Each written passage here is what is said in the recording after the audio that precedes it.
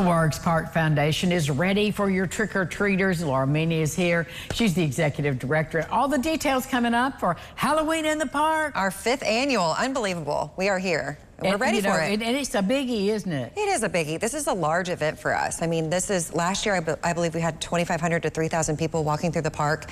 And it started that way. I mean, I think we started at 1,500 people in the first year because our park, just how it's laid out and how it just lends itself to big events. So it really does. And according to Ron, we have great weather coming up. So it's going to be a big one. So when is it going to be? It's this Saturday from 1 to 4 at Friedman Park in Newburgh. It'll be perfect for the trick-or-treaters. So let's talk about the event and the experience. Okay. Because, so you're suggesting a $5 donation per car. $5 donation per car.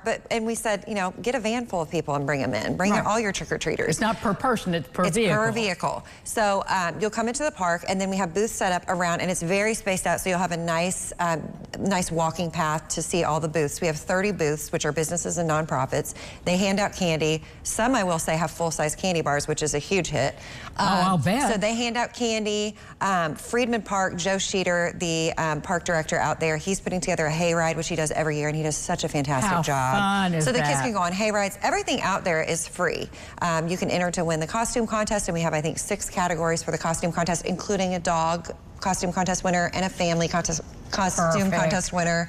And we have food trucks. I think we have 5 food trucks this year. So it's really just a nice, it's 3 hours, it's not long, but you can take your kids out, they can trick or treat in a safe environment in the daylight, and they get to wear their costume an additional time, so people love it. And mom and dad dress up too. Yes, Everybody they do. dresses We have up. full families that are dressed up, and we have a family costume contest winner, so we have a lot of people out there. It's great. We are lucky to put on these types of events that are not major fundraisers for us. They're more of a community event, and we're able to do that with sponsorships like Old National Bank sponsors this particular event. I was going to ask you who your sponsor was. So when they step up to do things for the community. It allows us to do this, and we're lucky to have them. So, well, explain to the audience a bit more about the work of the foundation and what you support. So the work of the foundation, we were put in place to help subsidize the funding needed to maintain our parks and trails in Warwick County. So there is a budget that the Parks Department puts together, and they take care of 99.999% of everything that's happening in the parks and trails.